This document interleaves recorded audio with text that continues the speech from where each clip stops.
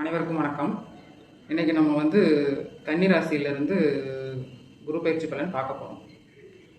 அதாவது நீங்கள் இந்த ராசி பலனை பார்க்குறதுக்கு முன்னால் குரு பயிற்சி ஒரு புரிதல் அப்படின்னு நம்ம ஏற்கனவே ஒரு வீடியோ போட்டிருக்கோம். அந்த வீடியோவை பார்த்துட்டு அதுக்கப்புறம் இதை பாருங்கள். அப்போ தான் உங்களுக்கு ஓரளவுக்கான ஜோதிடத்தின் உண்மை புரியும்.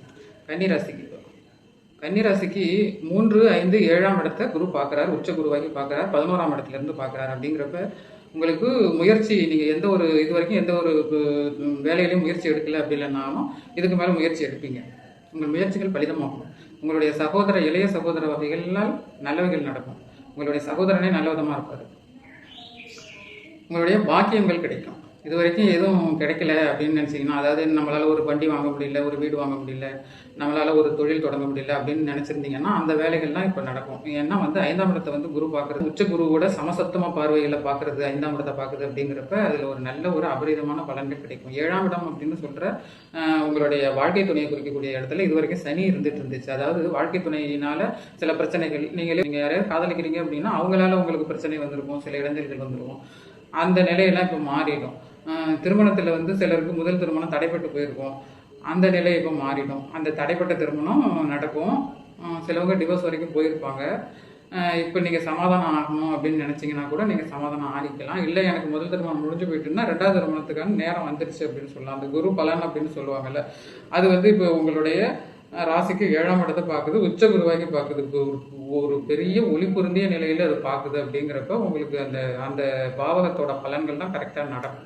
உங்கள் சுயஜாதகத்தில் நேரம் நல்லா இருந்தால், அதில் எனக்கு ரொம்ப நேரம் நல்லாவே இல்லை அப்படின்னா அதோட இந்த பலன்கள்லாம் கொஞ்சம் குறையும். அப்படிங்கிறதையும் நீங்கள் யோசிச்சுக்கணும். அடுத்ததான் உங்களுடைய 11ஆம் பாவகத்தில் தான் அந்த குரு அமர்ந்திருக்கார். அப்படிங்கிறப்ப உங்களுடைய தொழிலில் நல்ல ஒரு வருவாய் கிடைக்கும். ஏன்னா இது வரைக்கும் 10ஆம் இடத்துல தான் இருந்தார் அப்படின்னாலும் இப்போ 11ஆம் இடத்தில் அமர்வது அப்படிங்கிறது உங்களுடைய தொழில் சிறப்பாக இருக்கும். தொழிலில் லாபம் கிடைக்கும், தொழிலில் வருவாய் கிடைக்கும். அதிக வருவாயை நீங்கள் எதிர்பார்க்கலாம். 1க்கு 2ஆக நீங்கள் தொழில் ஆரம்பிக்கலாம். 1 தான் வச்சுட்ருக்கேன், எனக்கு வருமானம் பத்தலை அப்படிங்கிறவங்க நீங்கள் வேறு அடுத்தடுத்த தொழில்களும் ஆரம்பிக்கலாம். அது மூலமாக அபரிதமான நன்மைகள் கிடைக்கும். இன்னும் குறிப்பாக சொல்ல போனோம்னா, உங்கள் சுயஜாதகத்தில் குரு தசை நடக்குது, குரு புக்தி நடக்குது அப்படின்னு இருக்கிறப்போ இந்த பலன் அதிக அளவில் நடக்கும் அப்படிங்கிறது நீங்கள் தெரிஞ்சுக்கணும். ஆனாலும் அந்த தொழிலில் உங்களை இன்வெஸ்ட்மெண்ட் பண்ணுறதுக்கு நீங்கள் கொஞ்சம் யோசித்து பண்ணணும். ஏன்னா அளவுக்கு அதிகமான பணத்தை கொண்டு போய் நீங்கள் அந்த தொழிலில் முதலீடு பண்ணக்கூடாது. ஏன்னா 11ஆம் இடம் அப்படிங்கிறப்ப அந்த இடத்துல இருக்கிற குரு சில தீமைகளையும் செய்வார். அதனால நீங்கள் ஒரு பணத்தை கொண்டு போய் அதிக அளவில் அதில் போட்டிங்கன்னா அதில் லாக் ஆகிடும், திரும்ப எடுக்க முடியாத சூழ்நிலை வந்துடும். இன்னும் ஒரு 9 மாதத்துக்கு, டிசம்பர் மாதத்துக்கு மேலே நீங்கள் அந்த தொழிலில் அதிக அளவு முதலீடு பண்ணுறதை பற்றி நீங்கள் யோசிக்கலாம். அது வரைக்கும் அப்படியே இருக்கிற தொழிலை வச்சு அதிக பணத்தை இன்வெஸ்ட்மெண்ட் பண்ணாமல் நீங்கள் அந்த தொழிலை எப்படி நகர்த்திட்டு போகிறது அப்படிங்கிற மாதிரி பாருங்கள். அதாவது 5ஆம் இடம் 7ஆம் இடத்தை குரு பார்க்குது. அப்படிங்கிறப்ப 7ஆம் இடத்தின் வழியாக முதல்ல கல்யாணம் ஆகும். அடுத்தது கல்யாணம் ஆனவங்களுக்கு குழந்தை பிறக்கும். குழந்தைங்களுக்கு நல்லவைகள் நடக்கும். உங்கள் குழந்தைங்க இது வரைக்கும் படிக்கலைன்னா படிக்கும். இது வரைக்கும் அதுங்களுக்கு திருமணம் ஆகலை அப்படின்னா திருமணம் ஆகும். இந்த மாதிரி உங்கள் குழந்தைகளால் வாழ்க்கை துணையால் நல்லவைகள் நடக்கக்கூடிய காலம். ஏன்னா இது வரைக்கும் 7ஆம் இடத்துல இருந்த சனி சில பிரச்சனைகளை தான் தந்துட்டு இருப்பாரு. அந்த பிரச்சனை ஏன்னா 7ஆம் இடங்கிறது நம்ம வாழ்க்கையில் ரொம்ப முக்கியமான இடம். அந்த இடத்துலயே நமக்கு பிரச்சனை வந்துட்டு இருந்தது. அப்படிங்கிறப்ப இப்போ அந்த பிரச்சனைகள்லாம் தீர வேண்டிய காலம் அப்படிங்கிறத நீங்கள் உணரணும். அதாவது துலாம் ராசிக்கு 2ஆம் இடம், 4ஆம் இடம், 6ஆம் இடத்தை குரு பார்க்குறாரு. இவ்வளவு நாளாக 6ஆம் இடத்துல இருந்த சனியால் உங்களுக்கு நிறைய நன்மைகள் இருந்திருக்கும். ஏன்னா ஒரு பாவகிரகம் 6ஆம் இடத்துல இருக்குது அப்படிங்கிறது அது ஒரு பெரிய நன்மை, நல்ல பலனை கொடுக்கும். இப்போ சனி தான் 6ஆம் இடத்துல இருந்தது. அதாவது 6ஆம் இடத்துல இருந்து 6ஆம் இடத்துக்கு கெடுபலன்கள் கிடைக்காது. உங்களுக்கு கடன் வராது, நோய் நொடிகள் வராது, வம்பு வழக்கு வராது, எதிரிகள் இருக்க மாட்டாங்க. இந்த மாதிரியெல்லாம் இவ்வளோ நாளாக அனுபவிச்சுட்டு இருந்திருப்பீங்க. இப்போது அதை உங்களுடைய 10ஆம் இடத்துலேருந்து குரு அந்த 6ஆம் இடத்தை பார்க்குறாரு. 2ஆம் இடத்தை பார்க்குறாரு, 4ஆம் இடத்தை பார்க்குறாரு. 2ஆம் இடத்துல வருவாய் கூடும். இது வரைக்கும் இருந்து வந்த வருமானத்தை விட இப்போ அதிக அளவே வருமானம் வரும். உங்களோட குடும்பம் நல்ல விதமாக இருக்கும். உங்கள் வாக்கு பலிதமாகும். நீங்கள் இது வரைக்கும் சொன்னதை யாரும் கேட்கலனாலும் இதுக்கு மேலே உங்களுடைய வார்த்தைக்கு ஒரு மதிப்பு கொடுப்பாங்க. வருவாய் நல்ல விதமாக கிடைக்கும்.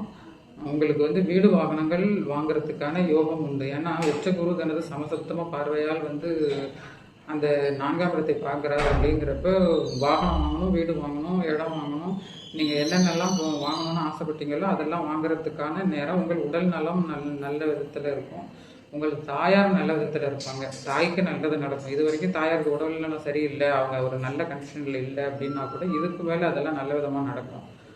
அதனால் அடுத்ததாக 6ஆம் இடம் அப்படின்னு சொல்கிற உங்களுடைய ருண ரோக சத்ருஸ்தானத்தை 6ஆம் அதிபதியாகிய குரு உச்சநிலையிலிருந்து பார்க்குறார் அப்படிங்கிறத நீங்கள் புரிஞ்சுக்கணும். அதனால் வந்து இது நாள் வரைக்கும் நான் வந்து எதிரிகளை எல்லாம் வீழ்த்திட்டு இருந்தேன், அதனால் இதுக்கு மேலேயும் அவங்க யாரும் எதிர்த்து பேசக்கூடாது, எனக்கு எதிராக எதுவும் செய்யக்கூடாது அப்படின்ற நினப்பு உங்களை விட்டு போயிடணும்.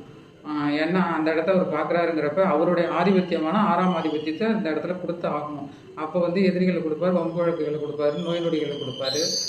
அதனால அந்த எதிரிகளை பார்த்தா நீங்கள் கொஞ்சம் அடங்கி போகிறது தான் நல்லது. 6ஆம் இடத்தை குரு பார்க்குறாரு அப்படிங்கிறப்போ 6ஆம் இடத்தின் வழியான சில இந்த எதிரிகள் வரக்கூடும். உங்கள் உடல் நலத்தில் கவனம் தேவை. அதாவது 60 வயதுக்கு மேலே உள்ளவங்க உடல் நலத்தில் அக்கறை எடுத்துக்கிறது நல்லது. அடுத்ததாக அவங்க 10ஆம் இடத்துல இருக்கிற குரு வந்து தொழிலை நல்ல விதமாக வைப்பார். உங்கள் தொழிலில் நல்ல லாபத்தை கொடுப்பார், முன்னேற்றத்தை கொடுப்பார். ஒரு தொழில் பண்ணவங்க அடுத்தடுத்து இன்னும் நிறைய தொழிலில் பண்ணுவீங்க. அதில் வந்து நிறைய, அதாவது இருக்கிறவங்க இதே தொழிலை கண்டினியூ பண்ணிட்டு வாங்க, இல்லாதவங்க வேறு தொழிலுக்கு போகலாம். ஆனால் புதுசாக தொழில் ஆரம்பிக்கிறேன் அப்படின்னு சொல்லி அதில் போய் பணத்தை முடக்காதீங்க. ஏன்னா அது வந்து 10ஆம் இடத்துல இருக்கிற குரு இந்த தொழில் ரீதியான ஏதாவது பிரச்சனைகளை உண்டு பண்ணும் அப்படிங்கிறதையும் நீங்கள் தெரிஞ்சுக்கணும். இதை ஏன் நான் துலாம் ராசிக்கு சொல்கிறேன் அப்படின்னா, துலாம் ராசிக்கு வந்து குரு வந்து நல்லவைகளை தரமாட்டார். அப்படிங்கிறப்ப இப்போ வந்து அது ஒரு உச்ச குரு ஆகிறாரு. துலாம் ராசிக்கு வந்து 6ஆம் அதிபதிங்கிறவர் கொஞ்சம் ஒளி இழந்த நிலையில தான் இருக்கணும். இப்போ வந்து அதிக ஒளியான நிலையில 6ஆம் அதிபதி இருக்கிறார். அப்படிங்கிறப்ப அது வழியான சில தீமைகளையும் செய்வார் அப்படிங்கிறத நீங்கள் யோசிச்சுக்கணும். அது உங்கள் சுய ஜாதகத்தின்படி. உங்கள் சுய ஜாதகம் நல்லா இருந்ததுன்னா பிரச்சனை இல்லை. அதனால் உங்களுடைய அந்த 10ஆம் பாவகத்தின் நீங்கள் கொஞ்சம் தொழிலில் முதலீடு பண்ணுறதை நிதானமாக யோசித்து செய்யணும் அப்படிங்கிறது தான் துலாம் ராசிக்காரர்களுக்கான பலன்.